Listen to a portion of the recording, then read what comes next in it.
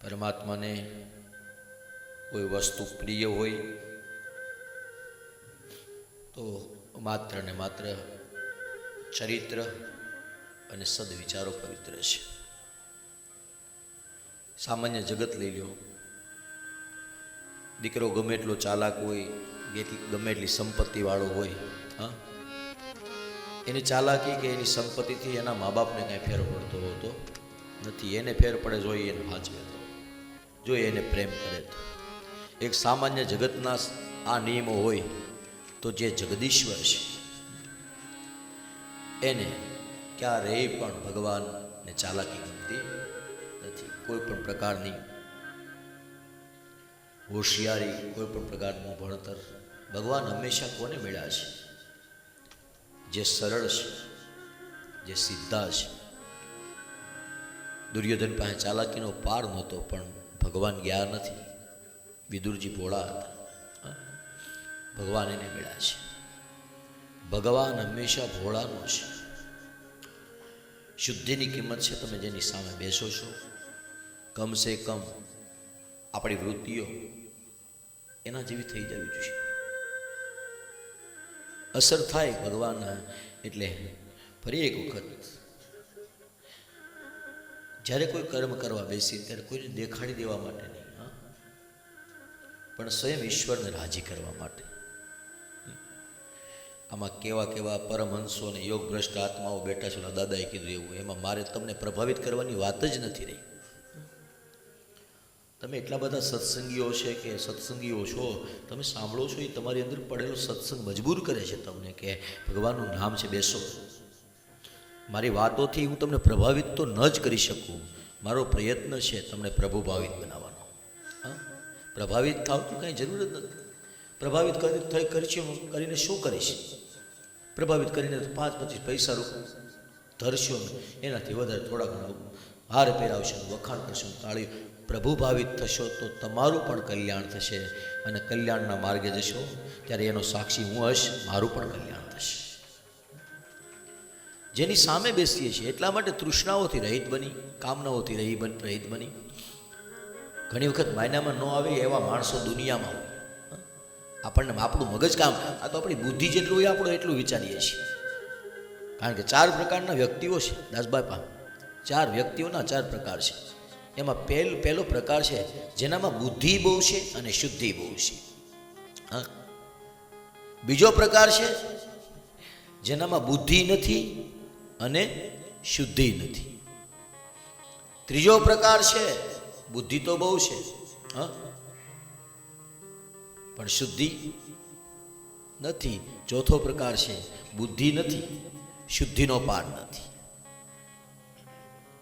શબ્દોની માયાજાળમાં પડી જતા નહીં. હા, સમજાવું. બુદ્ધિ બહુ અને શુદ્ધિ બહુ. એ કોણ? આપણા આચાર્યો. બુદ્ધિ કઈ જેવી તેવી? હા, આટલી લાયકાત, આવા સાક્ષાત શ્રી હરિના અંશમાં અવતરેલા છતાં પણ સવારમાં 5 વાગ્યામાં 4 વાગ્યામાં ઉઠીને માર્ગ સ્નાન કરીને માળા ઉપેરે. બુદ્ધિ તો હતી જ, પણ શુદ્ધિ જોવો, શુદ્ધિ કાંઈ ઓછી. તો જે બુદ્ધિ એ ખૂબ છે અને શુદ્ધિ ખૂબ છે, એ આ જગતના આચાર્ય પરંપરાઓ, સંત પરંપરાઓ, સાધુ પરંપરાઓ, જેનામાં બુદ્ધિ ખૂબ છે અને શુદ્ધિ ખૂબ છે. બીજો પ્રકાર છે જેનામાં બુદ્ધિ નથી અને શુદ્ધિ નથી. એ કોણ? એ આપણને બહુ નડતા નથી. એ આપણું વધ્યું ઘટું ખાઈ જાય છે. રોડે રન નીકળવાનું પેલા ગાંડા જે હામાં મળે છે ને, ઈવડે એ છે. ન તો એને બુદ્ધિ છે, નથી નાવા, પણ એ નડતાય નથી. બુદ્ધિ નથી, શુદ્ધિ નથી, એની સામે નડતાય નથી. એ તમે હેઠું આપો તો ખાઈ લે, પૂછતા નથી કોનું હેઠું છે. બુદ્ધિ એ નથી અને શુદ્ધિ નથી. હા, શ્યામભાઈ ઠાકર કે અમારા ગામમાં રાણાવાવથી પોરબંદરની વચ્ચે એક પોપટ આટા મારે. પોપટ એટલે એનું એક ભાઈ હતું, નામ પોપટ હતું. એટલે એ પોપટ રામ ન બોલે, સમજ્યા? એ રામ ન બોલે. એક વખત મહારાજને કહું કે ક્યાંક કીધું તું, મહારાજ આ ડોશી છે, સાણા થાપે સાનો કેદી ઉદ્ધાર થાય? કે ભગવાનનું નામ લે તો ઉદ્ધાર થઈ જાય, પણ ઓલી ડોશી ભાગીમાં નહીં ને તો ઘણું હામે મહારાજ ઉપર તો ન લેવાનું. જય સ્વામિનારાયણ. તો એ પોપટ શ્યામભાઈ ઠાકર આપણે સાદીપુરના ઋષિકુમાર છે. શ્યામભાઈ ઠાકર સરસ મજાની વાત કરે. એ પોપટમાં આમ બુદ્ધિ નહીં, શુદ્ધિ નહીં, પણ ગામ આખાને ખબર કે આ રામનું નામ બહુ નથી બોલતો, એટલે જેની સામે બોલે ને એને એમ કે પોપટ રામ બોલ. જે ગામમાંથી નીકળે ને તો એટલે ગમે ને સામે મળે એટલે ગાડી ઊભી રાખીને પૂછે, એ પોપટ રામ બોલતો, બોલો નથી બોલવાની તને ખબર હોય? એટલે પોપટ એમ કે બંગલા જો તો બોલું, ગાડીઓ આપો તો જો, એ કોઈ દે નહીં. પણ પોપટે ભલે એના જિંદગીમાં પોતાના મોઢે ન બોલ્યો, પણ એને જેટલા હામાં મળ્યા ને મોઢે બધાને મોઢે બોલાવે, નેડ્યો નહીં, એને કામ કરતો ગયો. બુદ્ધિ નથી, શુદ્ધિ નથી. આ માણસ નડતા નથી. ત્રીજો માણસ જેનામાં બુદ્ધિ ખૂબ છે, શુદ્ધિ બિલકુલ નથી. માફ કરજો, એમાં ક્યારેક ક્યારેક આપણે પણ હોઈએ છીએ. બુદ્ધિ કાંઈ ઓછી આપણી અંદર, હા, પણ નબળા વ્યસનો, નબળા સંગો, હા, આપણે જોઈએ છીએ ને સમાજની અંદર અપલક્ષણોની ભરમાર. આ શું છે તો કીધું બુદ્ધિ ખૂબ, હા, પણ શુદ્ધિ નથી.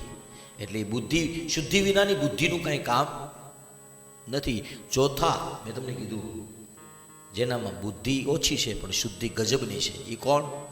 મીરાબાઈ, તુકારામ. હા, એક વખત જેતલપુરમાં મહારાજ બિરાજતા હતા અને સુરા ખાચરે એ બધા સત્સંગ કરતા હતા. તો મહારાજને પેલા વાંજરા વખણા ન બે, એટલે સુરા ખાચરે સ્વામિનારાયણ ભગવાનને પૂછ્યું કે મહારાજ આ વાંજરાઓએ રામાયણમાં શું કામ કર્યું? આમાં લાગતું નથી આવડા કામ કરે.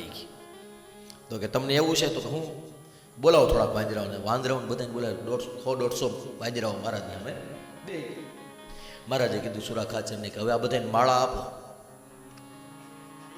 એ માળા આપી એ કે હવે તમે ફેરવો.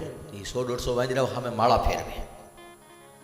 સુરા ખાચર કે સાચી વાત છે, હોય કે આ વાંજરા આપણે કેમ કે હવે એક કામ કરો, માળાઓ લઈ લો બધાના હાથમાંથી. માળાઓ લઈ લી કે હવે બધાને તલવારો આપો.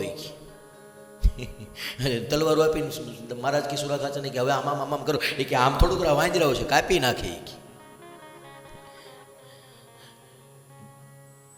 તો મહારાજે એ જ કીધું, તમે જેની સામે જેવા લક્ષણોથી યુક્ત થાવ એ વાંજરો છે. મન પણ વાંજરો છે. બસ મનને કાબુમાં, જે હાથમાંથી લૂંટાઈ જઈ રહ્યું છે.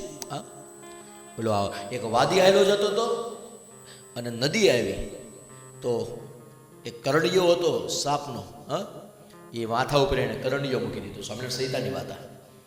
કરંડિયો માથા ઉપર મૂકી દીધો.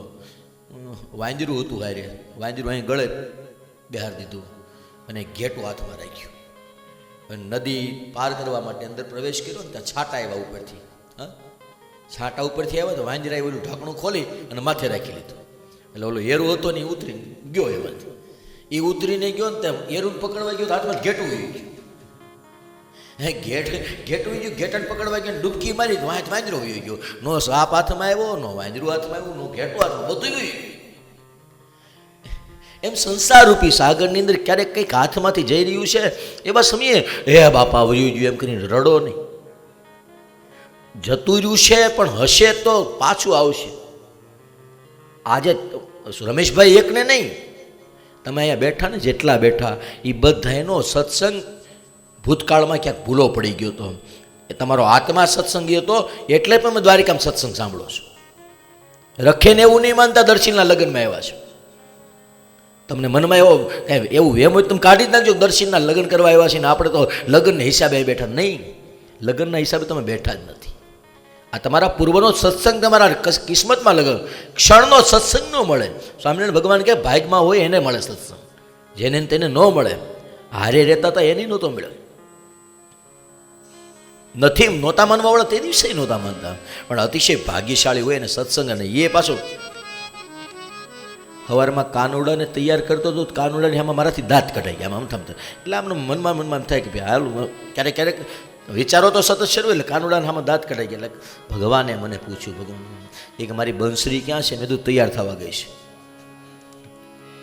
મેં કીધું ભગવાનને, મને કે પણ આ એટલા બધા વાઘા બાગા નહીં ત્યારે આમ જો સાચું કહું જરા પણ ઓલું તમને મારે તો મારું જે હોય ખુલ્લી કિતાબ હોય, એટલે તમને ભવિષ્યમાં ક્યારેક હિરણદાદા હામાં મળે તો મારે તમારથી બીવું ન પડે.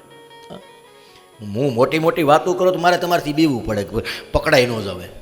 હું જેવો છું એવું તમારી સામે આવું એટલે મારે કાંઈ ઉપાધિ જ નહીં. હું તો આ જ છું. હા, હું તો હજી માંડવામાં ક્યાંક તમને જોવા મળે સાવધાન કરીને રાયડું નાખતો હશે.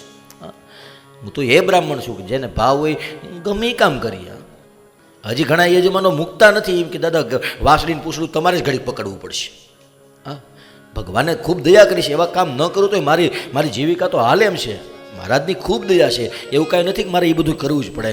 છતાં પણ યજમાનોનો ક્યારેક ભાવ હોય તો ક્યારેક એવું ગરુડ પુરાણ વાંચું છું હજી હું. લે, જમરાજ આવે ને એવું બધું એવું આવે હજી મારે. તો ખુલ્લી કિતાબ હશે. ભગવાન હંમેશા એવી જગ્યાએ જ મારી ભેગો આવ્યો છે. દ્વારિકાધીશને પછી મેં આજ કીધું તારા લગ્ન તો ખૂબ કર્યા, પણ આજ તને ખબર પડે કોકના લગ્નમાં કેવી મજા આવે છે. હાલ એટલે આમ દો કલગી બલગી વાળીને બેઠો છો આગળ. મેચિંગના કપડાં પહેરવા પડે ને, એને થોડા વાઘા પહેર્યા. બંસરી મેં જો મને ખબર નહોતી તમારે આ જ ડ્રેસ છે, પણ મને કાનુડાની સામે 4-5 વાઘા હતા. મેં કીધું આમાં કયો પહેરાવું એમ. હા, પણ કુદરતી પછી આમ આવડા ઉપર સામે આવી ગયો ને સીધો.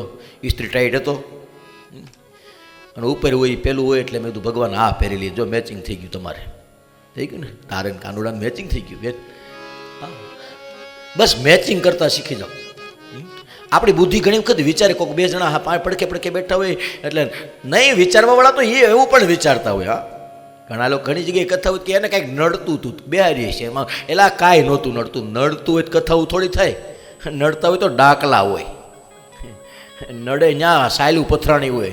નડે ત્યાં અમારે જેવા બોલ કમાક કમાક બોલ એમ કહીને પાણીયું સાટ ગૌમૂત્ર સટાતા હોય. સોટલિયું પકડ્યું હોય ને આંગળીયું પકડ્યું હોય ને વડકાન ભગડા સટ્ટી બોલતી હોય, થાળીઓ વગડતી હોય, નગારા વાગતા હોય. એ થાય. દુંદુભી ન વાગતા હોય જો પિતૃ નડતા હોય તો. નડતા ન હોય ને ન્યાય ભાગવત હોય. યાદ રાખજો, ભાગવત એ ધર્મ છે. અને ધર્મ ત્યાં હોય જ્યાં પાખંડ ન હોય, જ્યાં દંભ ન હોય. કદાચ કોઈ દંભથી પાખંડથી કથા કરે છે, પણ એવા સમયે પણ એ વિચાર જ્યારે આવ્યો છે, એ વિચાર જ્યાં જાગ્યો છે, એ વિચાર પાખંડથી મુક્ત છે, દંભથી મુક્ત છે. આ દુનિયા બહુ મોટી છે. દુનિયાની અંદર રહેતા લોકોની વિચારસરણી મેં તમને ફરીથી એક વખત કીધું, મારી જિંદગીમાં મને કોઈ નબળો યજમાન નથી મળ્યો. પૈસાથી કદાચ કોઈ નાનો હોય મોટો હોય સાઈડ ઉપરની વાત છે. હા, ક્યારેક કોઈક 5 પૈસા વધારે આપતું હોય, કોઈક 5 પૈસા એ સાઈડ ઉપરની વાત છે. પણ મારી જિંદગીમાં મને કોઈ નબળા યજમાનનો સંગ જ નથી થયો. નક્કી થાય તમને ભગવાન, તમે જેવા ભગવાનને માનતા હો, હા, તો તમે અહીંયા આપણે દર્શન કરવાનું. જેની સાથે રહો, જેની સામે રહો તમે એવા. એટલે યાદ રાખજો, શુદ્ધિ હોવી જોઈએ. બુદ્ધિની બહુ જરૂર નથી. મીરા, નરસિંહ મહેતા, હા, તુકારામ, કબીર, બુદ્ધિ કદાચ ઓછી હશે, બિલકત કદાચ ઓછી હશે, પણ શુદ્ધિ કેવી ગજબની. શુદ્ધિ કેવી ગજબની કે દ્વારિકાવાળો નરસિંહ મહેતાને કામ કરે. એની માને ના પાડી દે તો નથી જવું. લે માં કે ને લે જાઓ આટલું લે, ના પાડી દે દ્વારિકાવાળો. જો તો ખરા હું દ્વારિકાનો રાજા છું, હું લેવા જાઉં તો કેવો લાગુ. દ્વારિકાવાળા એ માને ક્યારેક એની રાણીઓને ના પાડી દીધી છે કે અમુક વસ્તુ રહેવા દેજો. પણ ઓલા પાણીથી નરસિંહ મહેતા એક ચિઠ્ઠીમાં સહી કરીને લખી દીધું કે જા દ્વારિકાની અંદર જઈ અને એક સાંભળ્યો શેઠ રહેશે, આ ઊંડી આપજો, તમારું કામ થઈ જશે.